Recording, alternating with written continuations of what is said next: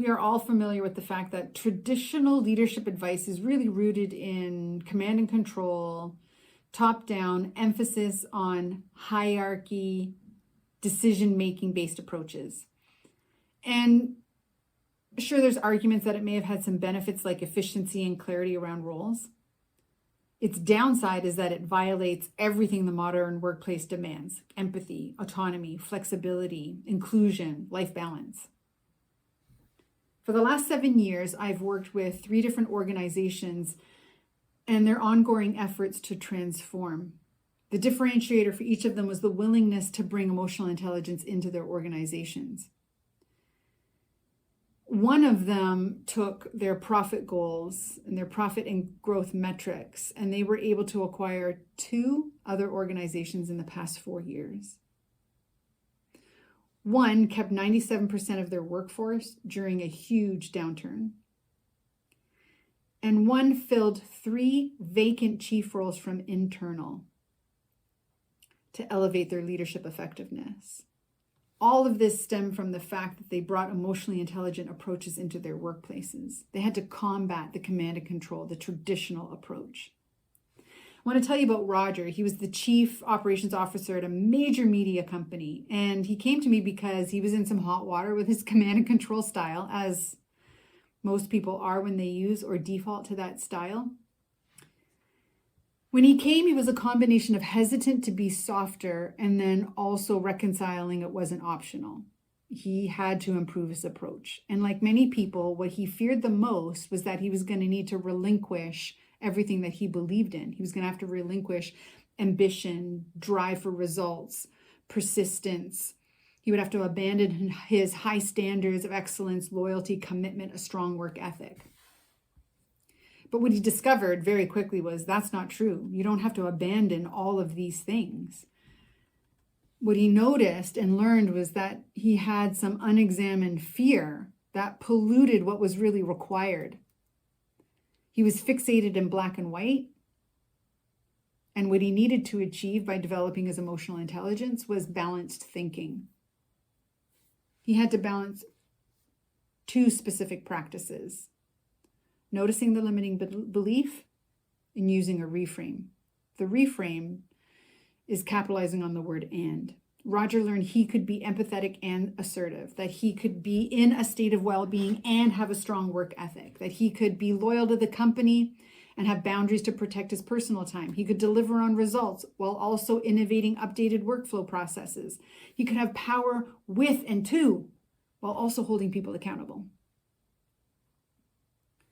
So how do you practice these 2 things to break through your own command and control traditional approaches that just don't work anymore? First, you have to notice the limiting belief. In emotional intelligence, we call this emotional self-awareness. When you catch a limiting belief, you have to listen to what's going on inside your head. The first thing that happens when a limiting belief is playing, like a record, is your body will signal you, because limiting beliefs constrict. And so your body's going to feel resistance. You're going to feel closed off. You're going to feel the constriction. You'll feel stuck. So just ask yourself, where does your body usually signal that to you? Do you get tightness in your throat and not in your stomach? Do your shoulders come up high? That's the signal you're looking for. And when you notice it, then you're going to turn to your willingness to be open-minded, because any leader worth their weight in gold knows that they are open-minded. And you're going to use a reframe. Rather than drive results or take care of people, the reframe is take care of people and drive results. Rather than meet profit targets or keep people, the reframe, keep as many people as possible while meeting profit targets. Instead of invest in market expansion or invest heavily in internal talent development, say it with me, the reframe is who are the key internal players to invest heavily in.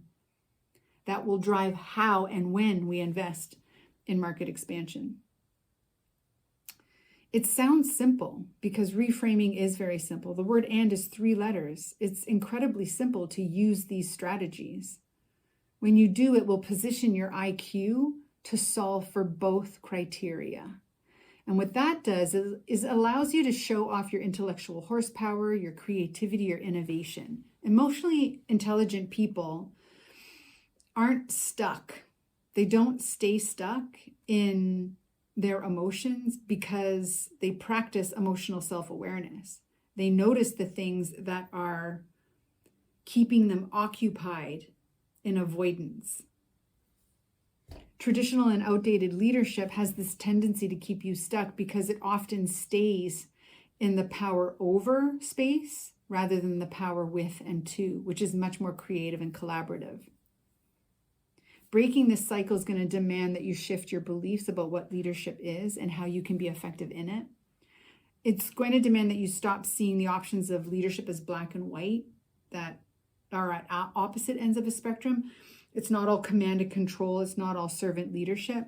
Your role as a successful leader is to have a toolkit that is rich with tools from all styles of leadership and to know, discern when you use which tool and how to use them effectively. It's going to demand that you learn how to balance your thinking, find the middle of your pendulum so you don't swing. If you like what you heard and you found it helpful, hit the subscribe button.